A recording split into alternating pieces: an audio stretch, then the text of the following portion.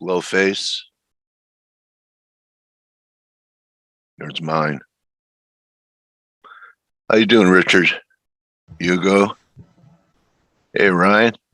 Morning, Dale. Can you hear me okay? Oh, yeah, everything's good. Wicked. Ingmar? How you doing? Let's go resume share.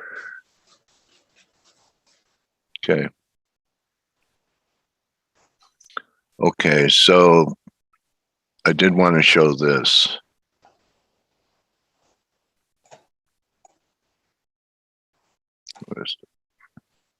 Yeah, this.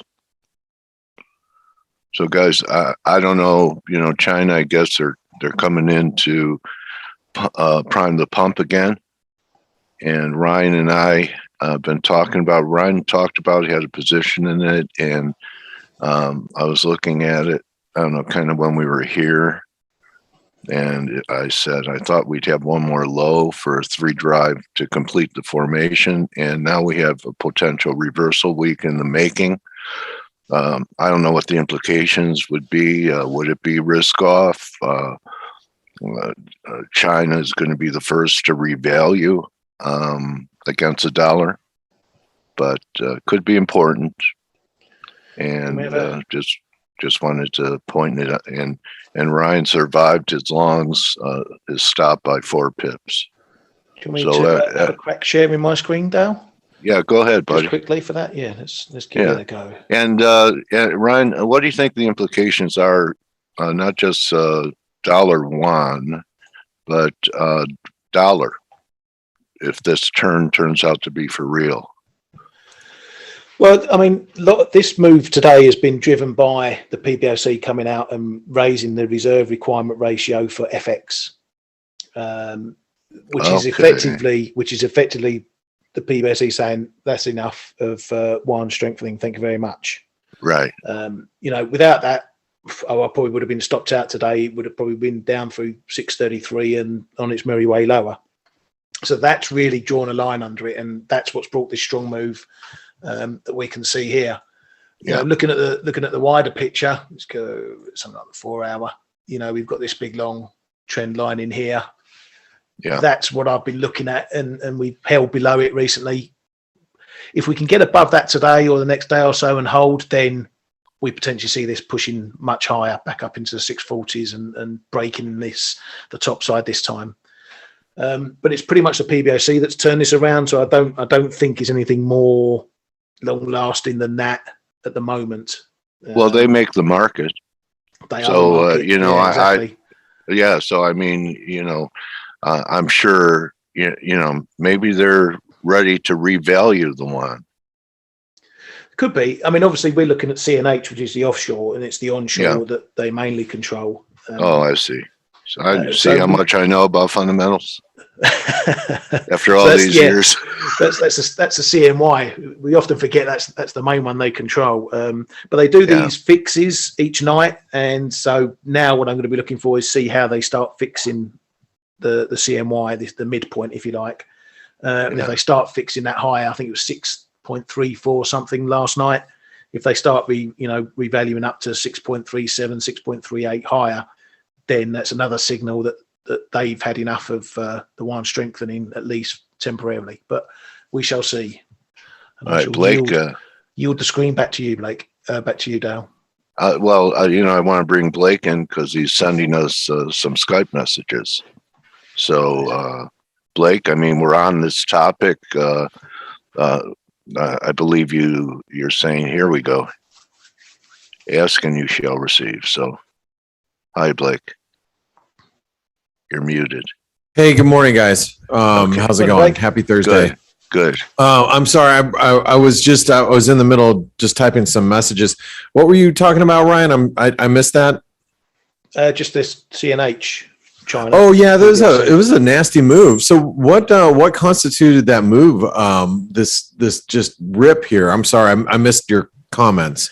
Yeah, it was a headline from the PBOC raising the reserve requirement ratio for FX from 7% to 9%.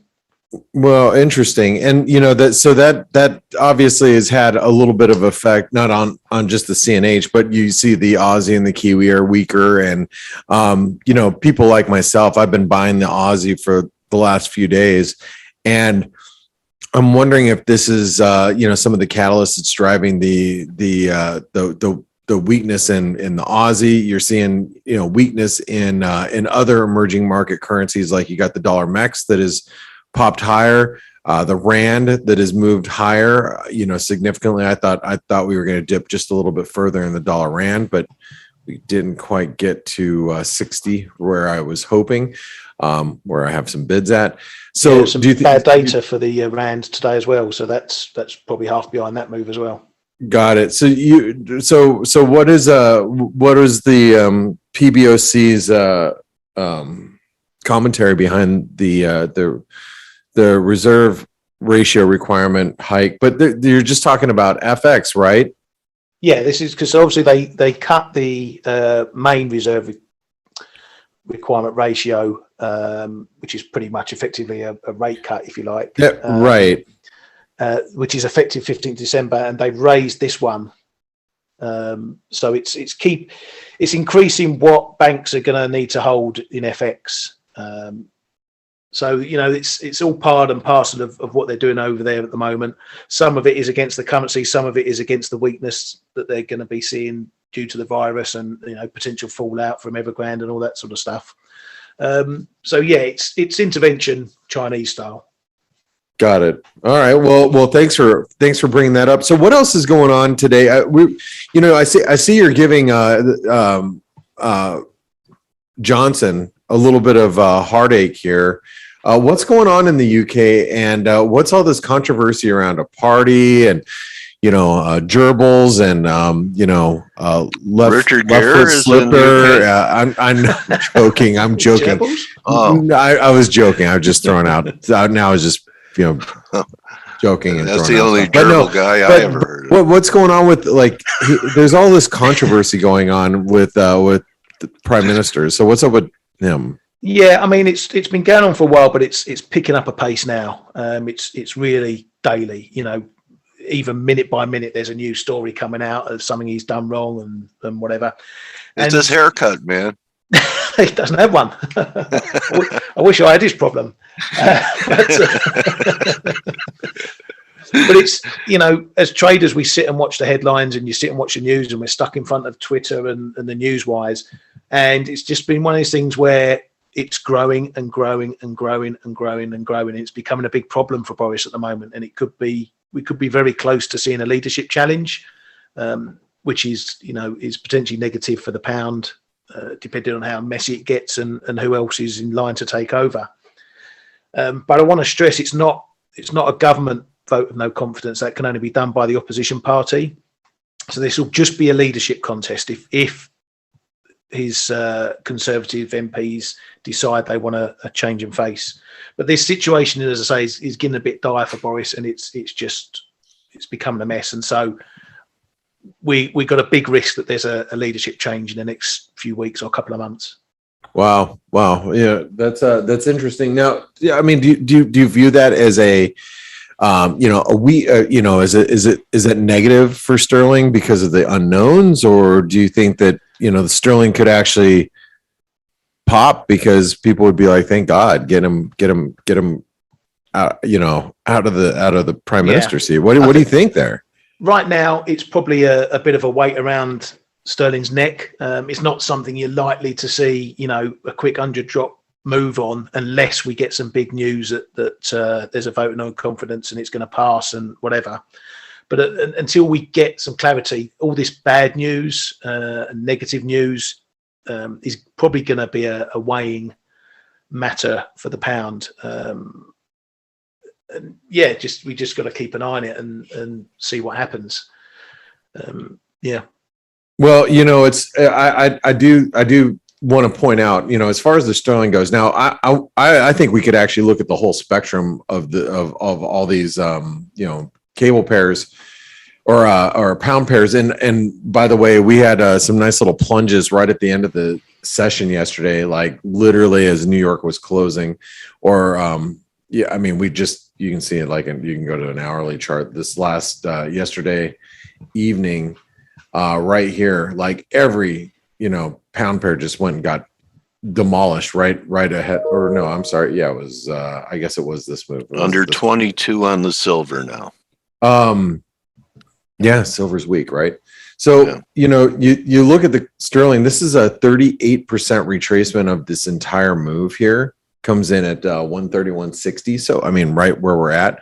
If you look at the sterling just before you jump off the cable chart, if you got your weekly up there, both the weekly and the monthly have got big moving averages, which could be very important for. At least that's the 200 period moving average. Yeah, and the on the monthly we've got the 55 monthly, I believe. So we got some. That's a 55 SMA. When I use a 55 period moving average in the past, and that's not something that I use all the time, I'll put a 55 EMA for more. It tracks actually closer to a 100 period simple moving average, but I tend to use an EMA when I use a 55, but still it's really close to even the 50 period monthly moving average. So interesting. There's going to be a lot of support down here, I think. Ryan, I do, but it's not just like I said, it's not just the cable. Yeah. You can see it in like I was just going to show you. You can see it in other pairs too. Pound yen's really close to all this. The guppy's real close to all this horizontal support. You got the pound Aussie right off the 200-day moving average today. This is also broken trend line, previous broken trend line. If you are a ForexAnalytix subscriber, then you would have known I put in a pattern and play on the pound Aussie yesterday for a long. So, that just to give you a little heads up there. Pound New Zealand was actually my chart of the day yesterday when it was down here at the 38% retracement. So this is a freebie for those of you that don't know how to find this. It's just you go to our blog and this is the chart of the day from yesterday, expecting a bounce. So, you look at the euro sterling, we're right up against channel resistance here and right up against these recent highs. I think that 86.25 would be a great place to be on the short side of the euro sterling. And then I'll join Ryan's long-term trend short. Right, Ryan? Yep. Well, I mean, hey, you've been short this thing for forever and a day, from way back yonder. Yeah, so, 92s. From where? 91.88, I think it is. Wow. I mean, so, and I know what you do here is you were a buyer down at 84 pence last month. And which was a great place to, play counter trend long. And then, this is where you want to be on the short side. So, when I look at, the euro sterling and some of the other pairs, I just think, wow, cable's going to probably catch a bid somewhere around here as a result. So I would be a little careful being short sterling at the moment. But the flip side to that is, as Ryan pointed out, there's some headlines that could really take a toll. Yeah. I'd keep an eye on those moving averages in cable, particularly the ones around 31, 54 and 80. If we close below those this week, then that's going to be another, bearish brick in the wall, if you like. Yeah. Okay. Well, I want to. DJ wrote in. He said, the pound yen or the pound looks pretty bearish. Do you know when currencies look the most bearish? At the bottom. When they're at support. Yeah. And the flip side of that is when you see something, you go, oh my God, it looks so bullish. When it's right up against resistance, everything looks bullish right into resistance. You know what I mean? So that's why I like to buy pullbacks and sell rallies versus, you have a lot of traders that are just trend traders and they just only trade with the trend. For me, I can identify a trend and say, okay, well, the trend here is lower. So what I'm going to do preferably is I'm going to be a seller up here. If I think that the sterling is going lower, right? I want to be a seller here versus down here. I always try to explain that currencies are and any market instrument really takes like 2 steps forward, 1 step back, 3 steps forward, 1 step back, 4 steps forward, 1 step back, 2 steps back. It's ultimately it's moving forward, but it's just not moving forward in a straight line. Like a so dance move. it is like it's like a little waltz, right? And I've explained this in the past, but one of the guys that I was one of the first guys that I've ever had experience sitting next to and trading with. His name was Maestro. Well, his name wasn't really Maestro. His name was Eric, but he was the Mesa, Arizona Symphony conductor, and he was managing his family's money because his parents unfortunately died unexpectedly in an accident. So he was managing his family money, and he was really one of the first traders that I ever traded with, next to back in the late 90s, and he was really, really good because he treated everything as like music. He's like, everything's in a rhythm. Markets are in a rhythm. So they beat and they sway and they, it's like a dance. It is like a waltz. So, for me, if I see like, I've been a very much a sterling bear for a long time, but there are places where you don't want to be bearish. And, I've played counter trend the sterling, and I've played it on the short side too. And if you actually go to the bias chart, which is right here, the bias chart, I think that the bias for the sterling has been bearish probably for the last 3 or 4 months straight. I don't think I've actually had that on anything but bearish for the last good amount of time, because that's why you see these little circles here, because I note almost on a daily basis higher high or lower highs, lower lows. But I don't know. I don't think I'd be on the short side here. Yeah, it looks like the hokey pokey pattern. It does look like a hokey pokey. I mean, you stick one foot in, you stick the other foot out. Well, that's what you do. And you shake it all about. What? It's a hokey cokey. That's not a hokey cokey. It's a hokey pokey. Hey, no, there's Ryan, maybe you being in the UK. I mean, he's young too. Yeah. Little different. Who knows the hokey pokey song? It's the hokey did any of you guys ever go look? I may look. I got a really great compliment. You look young. Yeah.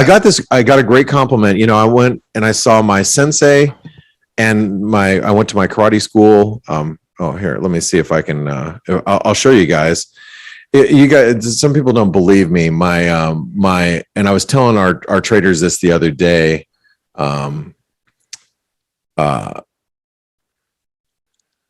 If I can pull up, I'll have to pull up a picture of my old my sensei. He my martial arts sensei ever since I was 7 years old. He does look like Mr. Miyagi. He really does. Like, honestly, you look at him and you go, oh my God, that's Mr. Miyagi.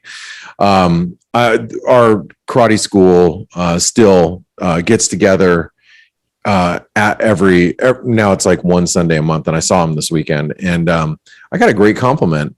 These guys, I haven't seen some of these guys for 20, 30 years, and they're like, oh my God, Blake, you're almost, you turned 50 this year. And they're like, wow, you take some sort of something, some serum or something every day. And I was like, oh, that's really nice. No, that was really, really, really nice. But anyway, I was trying to find his picture. I can't find his picture. Anyway, I showed it to the other traders in the community earlier. But the reason why I asked is because the hokey pokey. Anybody ever go to skate? Hokey cokey. I've just put the link in the chat. Ice skate ring. Has everybody done that? Or roller skating ring? That's not a thing anymore, is it? Yeah, I think kids still roller skate. Yeah. All right. Well, screw it. That has nothing to do with what we're doing right now. Anyway, here's a couple other currencies that I think have really pivoted. You see the US dollar, Norwegian krona off of really key support, getting close to that 38% retracement breakout point. I was actually hoping for a little bit dip a little further, not happening there. And then anyway, so I still think we might have a little further to go with dollar weakness. But the reason why I wanted to point out the dollar is, the dollar is trying to form some sort of top here, and we've come out of a triangle. I think below 95.50 is where the breakdown is to back to 94.50. But let me ask you this, you guys, and I haven't heard Stelios here yet, but I'm here. oh, hey, Stel, how's it going? He is breaking up. I'm here. Sorry. Oh, it sounds like you're breaking up over there, bud. Okay. Anyway, we have inflation data coming out tomorrow, and I think that's going to be probably the most important data of the week. Do you guys have any opinions on what's going to happen with inflation data tomorrow? Because if data comes in just a little weaker, that's going to give the market a reason to really rip equities and bring down the dollar. We could possibly rip into all-time highs tomorrow, because people will be like, oh, here comes the Fed next week, and they're not going to they're not going to adjust tapering. They're just going to leave it be. And we're not going to get a more aggressive taper if inflation data comes in a little light. What do you guys think here? I think that we will get eventually a lower inflation data, simply because you see natural gas, oil, both pulling back and a lot of commodities pulling back. But I don't think this is such a, it won't have such a quick reaction to the inflation data. So I think the risk still is for high print. But having said that, a few months from now, we're going to start seeing the effects of lower commodity and energy prices. But the problem we have now is that equities are still, yes, they had a little bit of a wiggle, but still they're elevated. And we have potentially the problem of a high inflation print, and companies like Evergrande, they're now technically in default. I was reading today, there's another Chinese property company that is going into default or close to. So we still have many risks that are just calmly ignored by equities. So that's my worry, and that's why I hold pretty much almost nothing in equities apart from some minors. But we could get a double whammy. Okay, so thanks, Stelios, for your views. What do you think here, Ryan, going into tomorrow? Do you have any thoughts or ideas? Yeah, I think it's pretty much as Stelios said. When inflation's so volatile, we've got to expect a bit more range in the numbers. Normal times a 2 pip move in inflation is a big move. We could see it move 3, 4, 5 pips. The market knows that there's inflation here. That's what it's got in its mind. So the bigger price risk for me is if it does miss, for all the reasons you cited, that that potentially takes the timeline on the taper down a couple of notches in the market's eyes. If inflation's higher, we just continue as normal. So the price risk is if we get a big miss in inflation. All right. Well, I appreciate your thoughts there. And, I also want to point out, just because of, we were talking about the dollar index, the dollar index broke this triangle lower. And, just so technically, if, you just look at it technically, we have you could just say we got a bear flag pattern that looks like this, right? Something like this. I'm being kind of rough here with that. But one of the other things I want to point out is the dollar yen failed yesterday. We looked like we were going to break above that 113.70 yesterday at this time. We were trading above and trying to break out. You can see it right there. We were trying to break out above that 113.80, and then we saw this big failure overnight. And that's something that I think is a little, it's probably a bit of a bummer for anybody who's bullish the dollar yen. So just want to point that out, that little false breakout here, and I think that nice really Gregor Horvat. Yeah, damn Gregor. And look at that. You guys he nailed that thing yesterday. Yeah. Literally. Yeah. So good. Yeah, good. I forgot to bring that up. Thanks, Dale. Yeah, so that really makes it significant that we should be watching this high, because it matched horizontally from this high tier. So that becomes now significant for me. One of the other things I wanted to discuss as we head into North American trade is, if you guys are long the Aussie. By the way, I if you don't recall, I aggressively bought the Aussie around 70 cents. I actually got even more aggressive as we got back above the 70, this spike low here. There's if you're in our chat room, you'll see us say things like, I'm taking a half position size of the, euro, or a quarter position size, or a third. You'll see, let me go over to the chat room here. So if you, this is our general chat room, right? We have news and research, the Forex flow. It's more of a macro room now. It's this is where Ryan and his group had really, found a place. We have our trades room here, but you'll see, a lot of us like here's Kman, which is probably listening in right now. He says, 1/3 size position. You'll see me mention things like that. Here's a quarter size of my Aussie. So yesterday, the reason why I bring this up is because when we were up here at 71.70, I took 75. Actually, I think it was. I took some of my position off, which actually brought me back to a full size position. I was more than a full size position on this way up. So, and you have to think, it's like, when you're at, you're gambling and you're at a casino table and you press, because you press your bets, if you will. Like, I knew this would be a false breakdown. I knew it was such a big level support. I got more aggressive as that momentum built to the upside. I am looking to add back now.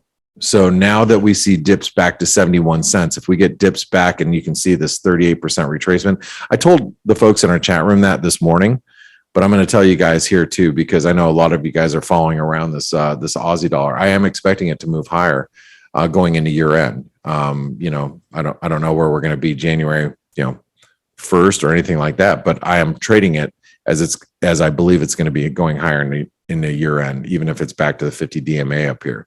So I'm going to be adding back what I sold down at these levels. So I just want to kind of clue you guys in, even though this is a free webinar, the guys and gals from the ForexAnalytix community are probably like, oh, well, that's usually stuff you tell us, which it is. But I thought I'd let you guys know too, because I know a lot of you guys are following this, especially if you've been watching the Pepperstone trade-off that we've been doing the last couple of weeks with Chris Weston and that show. So just giving you guys a little heads up.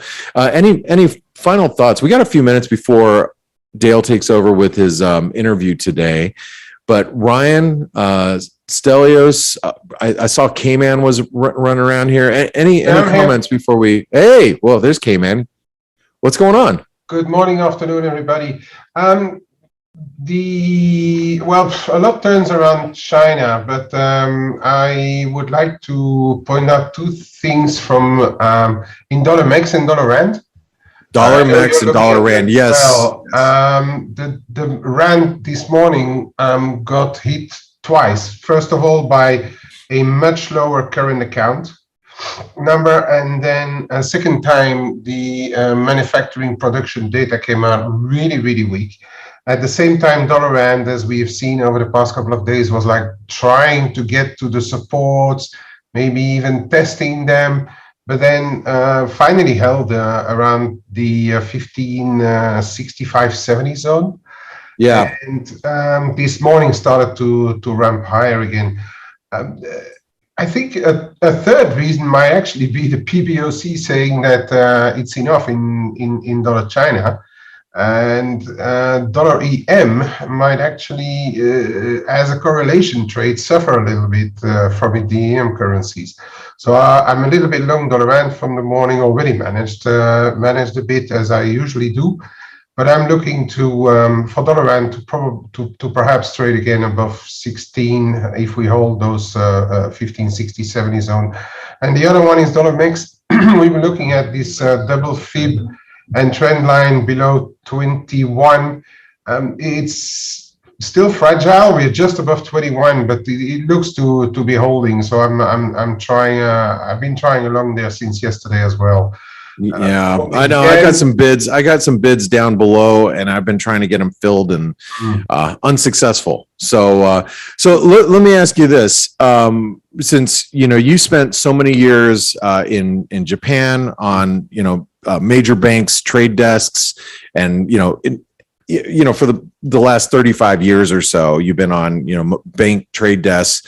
PBOC, how big of news was that overnight that moved the CNH, and how much should we pay attention to that? I do think they called a relative bottom in the dollar CNH. They did two things, right? They cut the local reserve requirement, and then they hiked the foreign reserve requirement. That to me is a sign that they think dollar China went low enough. And then yesterday we had those rumors about Chinese officials visiting the PBOC. I think they're trying to call a bottom, or at least put a serious break into onto the dollar yuan for now. And the ramifications of it may be a bit bigger than just on CNH, because we've seen CNH yen really going a lot higher over the past 6 months to a year. And that's a very active cross in Japan and in China, and they still have a lot of commercial interests together. Chinese buy a lot of Japanese products as well. So there is a chance that yen might actually strengthen just a tad on the back of this if the market was well long CNH yen. But that's something to monitor. You know, they're pretty pissed. My yen positions to the strict minimum right now because I'm rather a yen bear, but with what's going on, I'm very cautious. Okay. Yeah. Well, thank you very much. They're pretty pissed at us, aren't they? For the diplomatic boycott and all the other countries boycotting their diplomats not showing up for the Olympics. They're not happy about it. I mean, could this be any kind of economic retaliation that they want to revalue? Well, maybe the foreigners will try, but I think those Chinese rules. If you see a lot of people are like criticizing or doing stuff against China, and then through the back door you have Citibank trying to reopen businesses over there. So yeah, what's it going to change, right? Yeah, good point. Money talks. Exactly. It sure does. Yeah. Jamie Dimon walks back comments. Everyone does. Yeah. Exactly. Even LeBron James. Yeah. Well. Don't comment on that. An important man like that. Yeah. What was the ex-basketball player paying a visit to North Korea? Kim? Dennis Rodman. Yeah, exactly. Yeah, best mates, weren't they? Yeah. He looked good in a wedding dress. He wore a dress or something. Hey, man, that guy's something else. Hey, Kman, I want to say thank you so much for your input, especially on the CNH. I think everybody listening in really, really will soak in that knowledge. He's a great additional voice, man. He is. Ryan's been okay, but it's really nice to have Kman here. So I'm just kidding, Ryan. I love having these guys around. It's a tie. Yeah, and Stelios, even though I think he had his connection was kind of bad today. Thanks, Stelios, for being here as always. And I want to say, hey guys, remember we are heading into the beginning of the year. Make sure you visit or into the end of the year, I'm sorry, but into our New Year's special. So take advantage of ForexAnalytix. Use it for 10 days for $1, because when that special comes out the beginning of January, you will not be able to take a trial because the prices are too discounted. So we don't allow for a trial. You just, you have to take it when it's there. Yeah. And that comes out, at the beginning of the year. So take locked out after that. Locked out. Can't get it. You cannot get a trial after that. And the prices you can only get, because, we do these steep discounts only a couple of times a year. So, and one of them is going to be at the beginning of the year. So this year. Also, make sure you visit our webinar sponsor. Go to Forest Park FX. They're like a concierge of FX brokers. I actually get a check once a month, which is really weird. Since I was using JP Morgan, institutionally for the last, up until this year, for the previous 4 or 5 years. And it's so weird to get a cashback rebate on my trading. But if you're not, you make sure you check with them. Tell them that we sent you. We would appreciate that because this lets them know that they want to continue to sponsor our webinar, which we've been working with them for the last 5 years. So check out Forest Park FX. And with that being said, Dale, I'm going to pass it over to you. Thanks everybody for being here. Don't forget to be here tomorrow because we will be covering the CPI print live right here tomorrow. Okay. Thank you, Blake. Thank you, team. Welcome back, Nargis. How are you, 007? Waiting for you to unmute so we could hear your soothing voice. Sorry. Hi. Hi. How are you, Nargis? I am good. Thank you. Sorry, I've been talking on mute. Good morning, everyone. And Dale, thank you for having me back. Great to have you back. And I think we're going to hear about some numbers that are stratospheric, right? So you want to share your screen? Yes. Share screen. Where is my screen? Google. The green button. Hold on. Yes, I got it.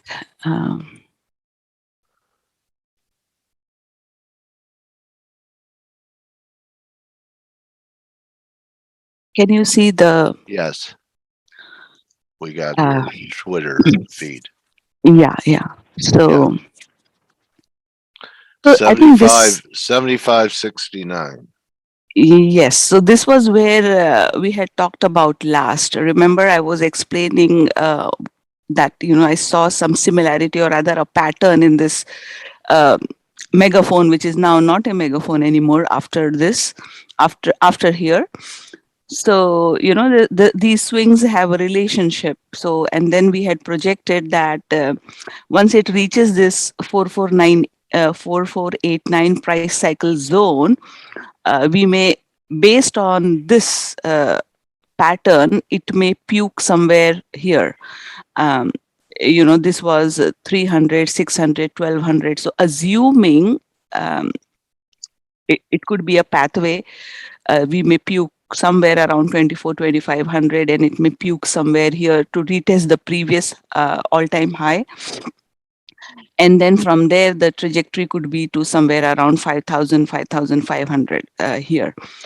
Okay. So we are in this zone. We've here hit the price cycle 4489. We also did the excess 4557, 4557, and which reset the price cycle to 75,000. Oh, not 7,500. Sorry. Okay. Yeah. So 7,500 future. Okay. Now what it could mean is that from here, it could waste some. There could be three ways it could do. It could waste some time consolidating, and then finally it will break out and do some number, either full this or some part of the cycle. Okay, which part of the cycle would be somewhere around 5,000, or for now this could be it, and it would actually pull back, give a good correction, and from there it will fire back up again to do this, like what we saw What's here. your bias now? My bias is I'm just watching because okay, so you're neutral. Yes, I am neutral. I'll just see to see if how this area. How do I? Okay, hold on. Let me just. Because There you go. You got your trading view chart up now. Yes, because the panel doesn't let me go to the chart. A little bit, yeah. So, so this was the thing. I was, working this into this channel, right? And the price was nicely following up in the upper side of the channel, and then consolidating here, and it was nicely going. And then finally around that 4457, it broke, and we saw this pull back to 4200, late 4260 was the low, I guess. It fell back here, went back, did a new high, which ES generally does, and then back here. So it is still honoring this channel, and it's on the lower part. So what we need to see is whether it wants to go over this red line or it wants to again, go here. So far I'm looking at this line as the line in the sand. As long as it's above this, we still have, uh, Upside price to potential. still trying to go up. Below this, I'll consider it as weakness, and anything from here to here to here, anything can happen up till 3600, 3800. Comes the reasonable extension, let's just say, from 4200 to 3800. Yeah. That would be the failure on the weekly if the bearish ABC wants to play out. So again, we are again at this congestion zone. It has What done would be nothing. the ABC from the high to last week's low? Yeah. Yeah. And then this rally is B, and then we get a C. Yes. So this Okay. is the C in the forming still. Yeah. So Yeah. we'll see where this C wants to do, whether it wants to do here a little bit over excess 4761. I would still consider that still as a congestion zone till 4761, until see, so far it tries to go. It is trying very hard to go above 4700, but it gets thrown away all Yeah. the time. So until it safely settles between that 4727, 4767 area, until then I would say it's still something which is can Could be lead to a vulnerable. surprise. Yeah, Yeah. could be, lead to a surprise. So I'm a little bit cautious still in this zone. I'm a And little bit rock and roll. You remember Donnie and Marie? I'm a little bit country, and he was a little bit rock and roll. So you're a little bit cautious, and I'm a real lot bearish. I'm with yes. you. I think we could have a failure from here, and then have a rocket ship. So we'll see. Yes. So that's why I'm just following the numbers. Yeah. We did got the rally nicely from this 4489, 3 points left to test the previous high, or that was a good support, the price cycle. See how it went there and got the rubber band rebound so hard, like in 2-3 days, it's 200 points. Yeah. Right. One big candle, and the damage is all overcome in two candles down in a weekly, and one candle all reverses. So plus it's called witching. It's too pat, volatility. isn't it? That you just bought bought the market Monday, and you're almost not going to take any heat. Another 5% sell off like the other one, so people are going, oh, it's just another 5% sell off, and we're going to new highs. New highs look like a layup to most people right here. They do to me too. Yes.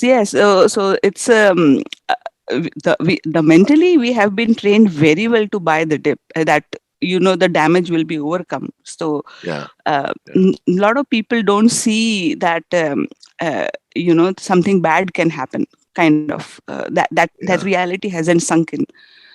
So if you see this line which I had drawn, my number line, where I would say below this I'll turn bearish. This kind of also looking like a head and shoulder, with this could be a potentially neckline here or a little bit lower possibly. Oh yeah. So this is left head, and we'll see how this side forms. So the neckline would be about what, 4,300? That last low in October would be somewhere here, 40, early 4300s. Okay. Or this could be also a 3 drive. Those never work. Tuck. So we'll see whether it would be going here, then here, or it would be somewhere like this.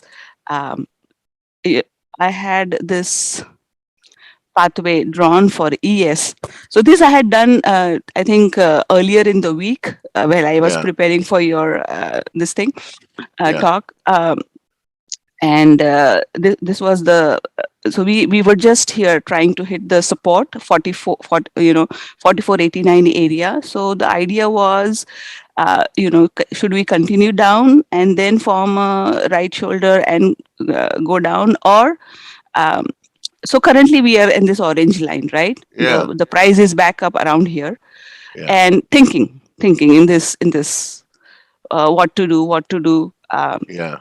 or indecision, yes. new highs or blow through last Monday's lows is kind of the way Yes. the market's positioned right here. Yeah. So as we said, whether it could be a 3 drive going up, meaning the price could go up here to 4900s somewhere, depending on our what time it hits, it could be 4700 to 4900 or all the way to 5000. You know, uh, There so may these be could, there may be an FX something that might be signaling the downside scenario. The yen is coming off right now. Looks like it could be US dollar yen. Yeah. Also, USD CNH, the Chinese currency revalued yes. quite a bit. Yeah. So Yeah, that's politically, that's also some stuff going on there with defaulting and all that. So that's also in the picture. Inflation is there, and the fear of rates rising, all that coming into the mix, and also coming into this confluence of price level, that's causing me to be caution. Not being without a hedge, let's put it that way. oh, So they're a this waste area, of when money. so That's what when everyone we came in, says.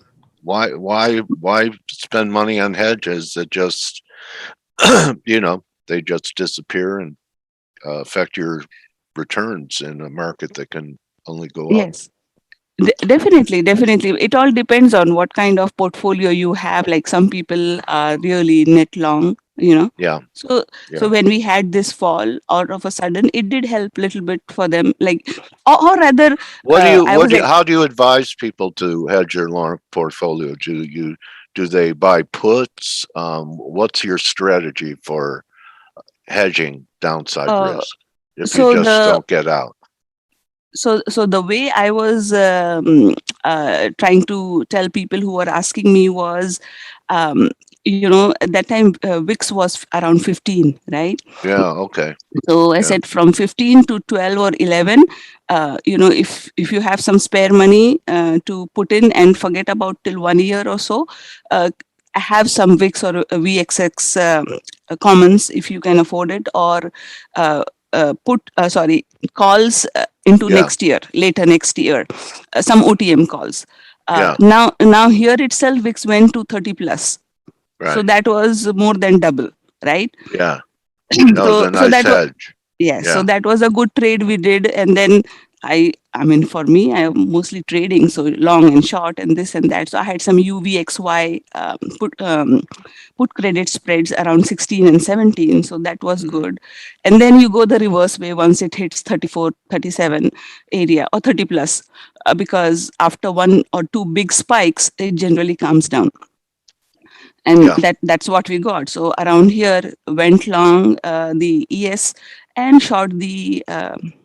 So that's the trading part. But So all right, nice call. So that going into next year or something, if you have some, then I would say adding around 15 to 11. Let's say if it wants here, then definitely VIX has a date with 11, 12. So in my opinion, that would be a good buy between 15 to 11, just to, if you are net long, that would be a good hedge in my opinion. Okay. All right. That means once a year it does reward you. I mean, yeah, because it happened a couple times in 6 months. Yeah. So so these were our numbers going into what I was talking about with that respect to the pathway. And this does fall in with what we had talked last in terms of this pattern. So we'll see how this area resolves, either down or up and then down, something like that. Okay, was there another instrument you wanted to share with us? Yes. Or Yes. No. Where is that here?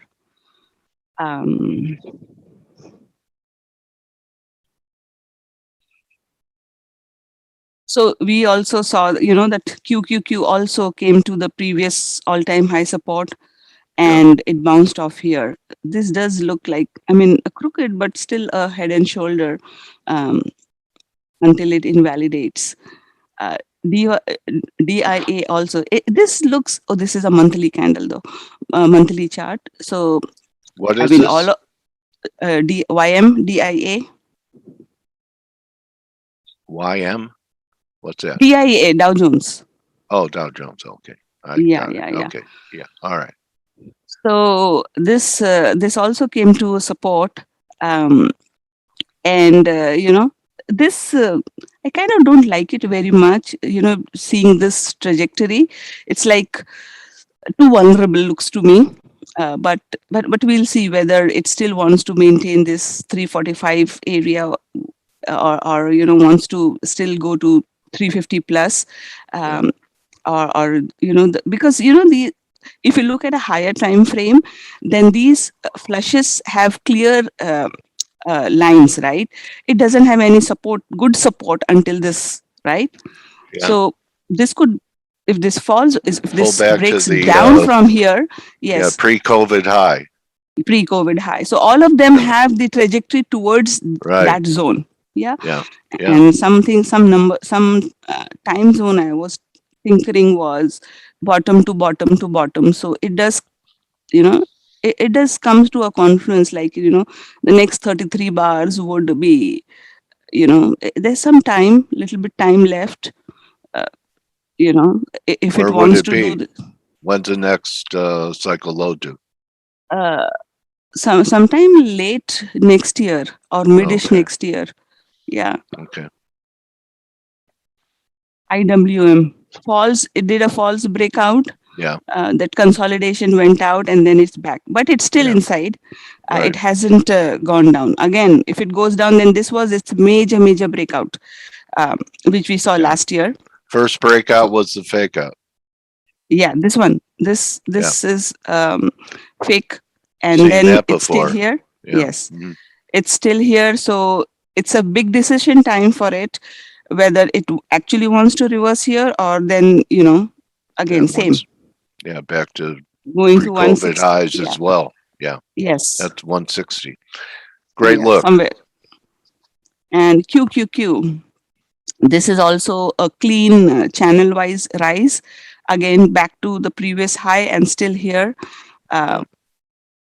Again, would this honor this channel? So breakdown, anytime breakdown from this channel is quite weak, and it could go to a lot of places for it to go. Then all the way till here 300s would be the major this thing. So all of this are again sitting at a very vulnerable place, where I would say some caution is definitely warranted, and have some trading mentality versus buying all the time and thinking that we are all good, and it will always be a very sharp V recovery. Some real damage can really happen. That's what I'm thinking. So from 4,700 to 5,200, I will still be in the caution zone, even though we are seeing the market going up. I would still consider that as a hot zone, in my opinion, because the path to upside would still be very tedious. Okay. If you want to have a clear up path to huge new highs like you're talking about, 7,000. Yes, you need a real cleanse, like to 3,800 in the S&Ps, or even 2,600 in the S&Ps.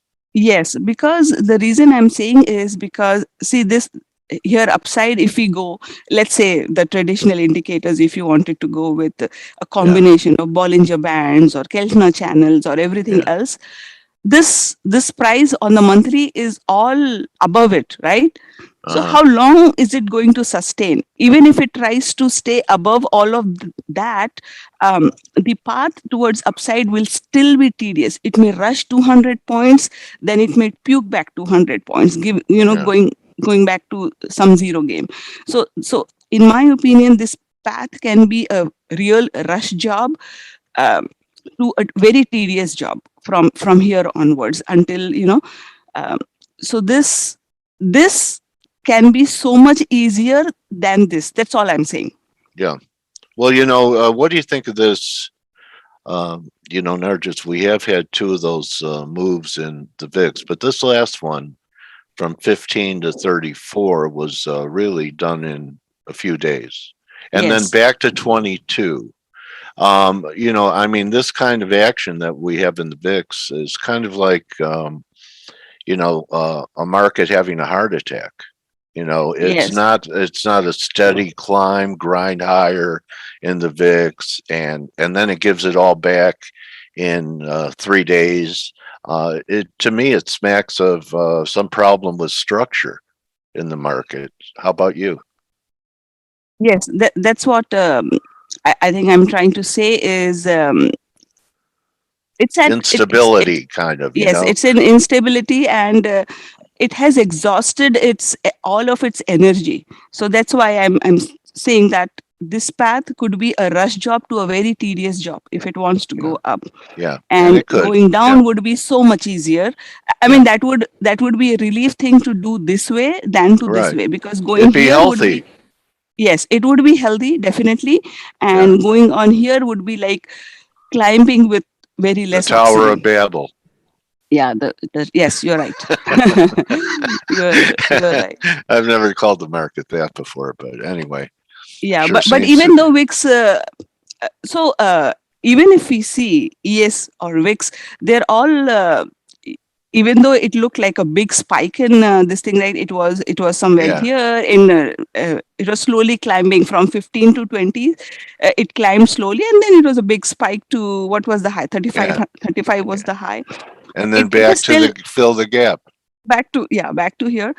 Yeah. Both ES and VIX are still following the proper numbers, proper support and resistance. So it also went here, hit the previous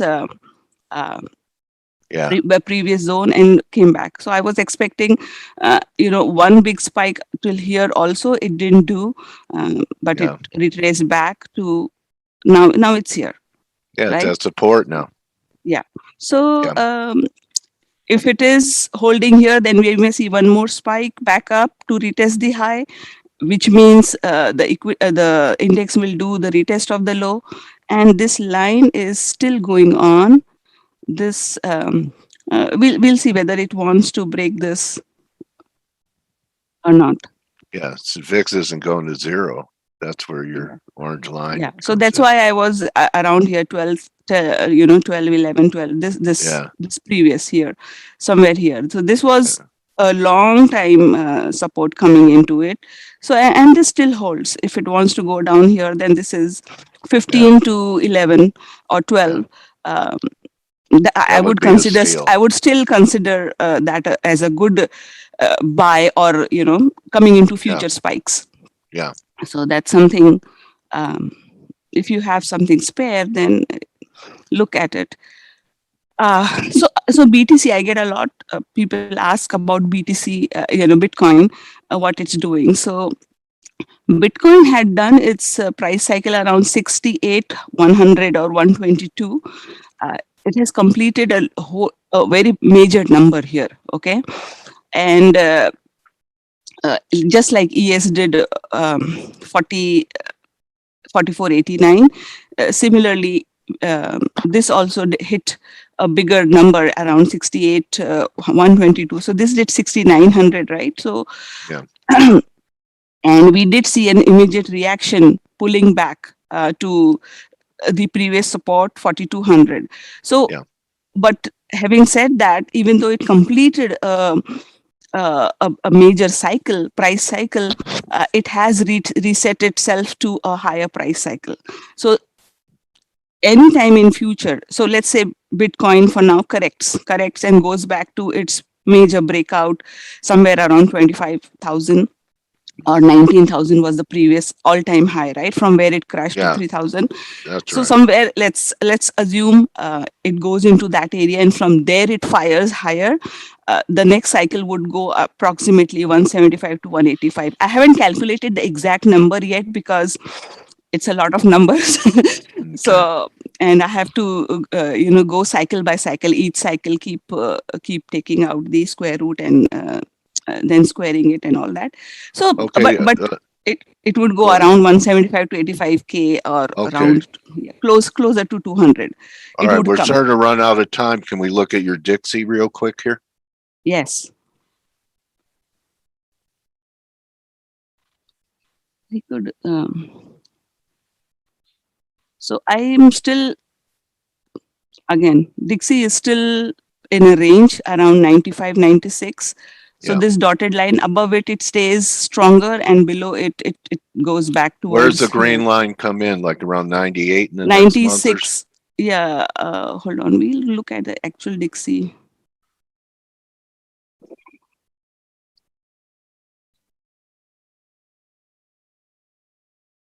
My line is crooked, huh? Yeah, 98, 99. Yeah, somewhere around 95. 95. Yeah. So And around above these it, the green line. Yeah. The green Yeah. line. The So trend we are line. above it, right? So we are above 95. So this is still okay. You know, it is Okay, still where's the kind of green line come in? This Above one? it. Above it. Yeah, there. It could go, depending on how it wants to go. It'll trace 98, 98, 99 98, to 100. 99. Yes. Once it either it goes this way, all the way to 102, or it may just invalidate this line and directly spike. So again, Or this is resume a bear market and break Yes. down under 90. Yes. So again, back to 88 somewhere. 88 is a major support for it, coming all the way from 2008. Yeah. I like so your this- lower trend line at 82.5 for my 2022 target. Yeah, this one, right? Yeah, and the trend line coming up there. This one. Confluence is pretty good right there. Yeah. So Okay. basically, the best thing which works is the confluence of price, time, and other events coming around it. Right? Like once we hit a major price cycle, then you'll see all kind of news coming in. The Evergrande will come in, the Omicron will come in, the Fed will come in, the interest rate rise, the inflation, everything will come around to say, okay, time is arrived. Yeah. Okay. Great interview again. Everyone's are you reading all the Oh, sorry, I didn't. chat? I'm just busy talking. Sorry, I didn't. Okay, well, the chat, people appreciate you. Thank you. Very Thank much, you, everyone. Nargis. Yeah. And thank you so much, Nargis, for sharing your stuff. I get some interesting views that I hadn't considered every time you come.